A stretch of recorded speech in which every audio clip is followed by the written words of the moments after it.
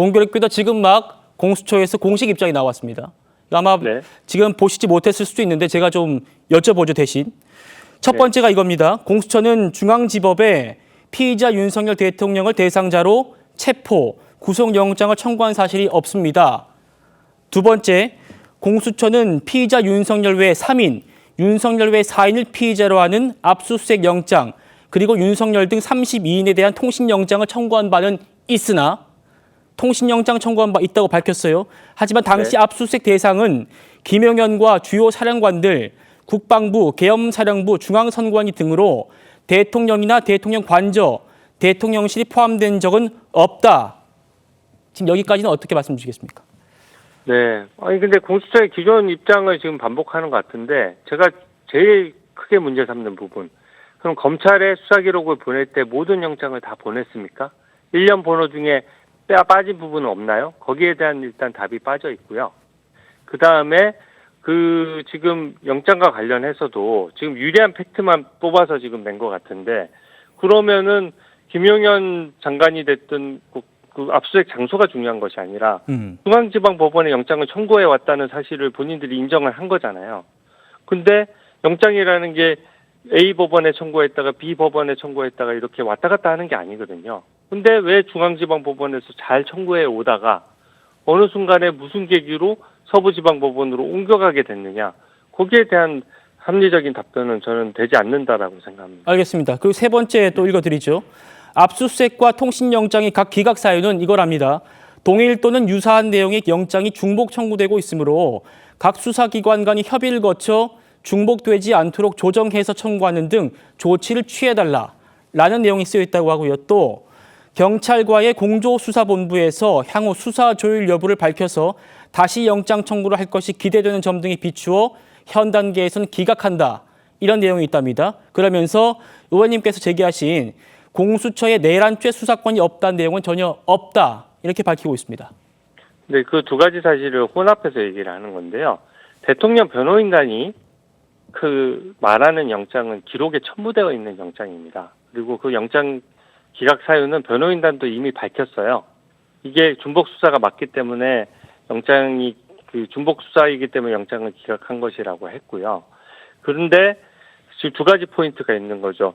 왜 그러면 그동안 그 사실을 숨겨왔느냐라는 점이 있는 것이고 또 제가 제기하는 문제는 1년 번호에 빠져있는 그러니까 변호인단조차도 모르는 또 다른 영장들을 전부 다 검찰에 넘긴 게 맞느냐는 거예요.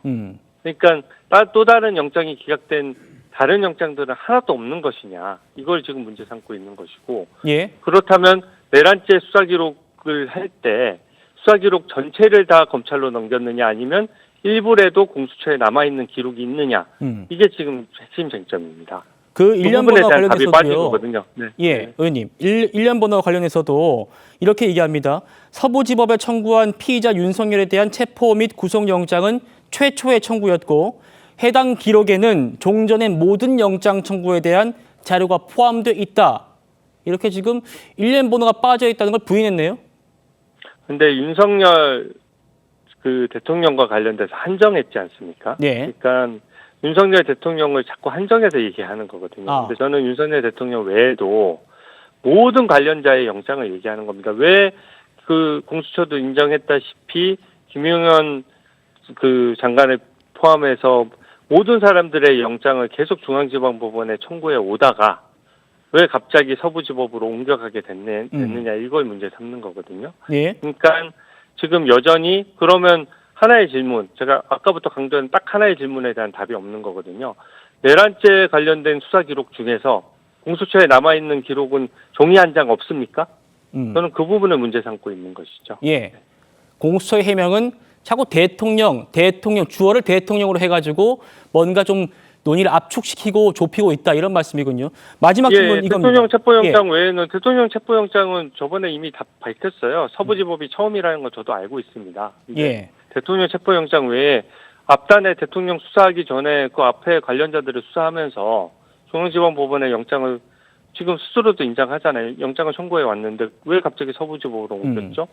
그리고 그 과정에 지금 변호인단이 공개한 그 영장, 변호인단도 갖고 있는 영장 외에 공수처만 가지고 있는 영장은 없는 겁니까? 예. 그 점을 문제 삼고 있는 것이죠. 예. 마지막 질문입니다. 총 7가지 질문이고 제가 거의 다 드렸고요. 이 부분은 아마 지금 핵심적인 공수처의 수사권과 관련된 의혹에 대한 답인 것 같습니다. 영장 관할과 수사권에 대한 부분은 이미 중앙지방법원과 서부지방법원의 여러 차례 영장 재판을 통해서 아무런 문제가 없음을 확인받았다는 것을 다시 한번 주제하여 말씀드리는 바입니다. 어떻게 말씀 주실까요? 네. 예전에 다른 사건이긴 하지만 그 지방자치단체장의 압수수색 영장이 이제 발부가 돼서 그 2심까지는 유죄가 선고가 됐는데요.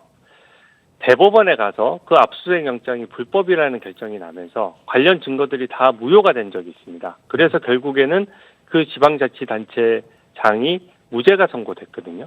그런 것처럼 다 법원 사법부는 다 독립해서 재판하기 때문에 각각 재판부에서 각자 판단이 조금씩 다를 수가 있죠. 하지만 몇 개의 그런 판단이 모였다라고 해서 내란죄 수사권이 공수처에 있다 이렇게 단정하기는 어려운 겁니다. 저는 저의 법리적인 해석으로는 공수처가 내란죄 수사권이 없음이 명백하다라고 저는 생각하고요.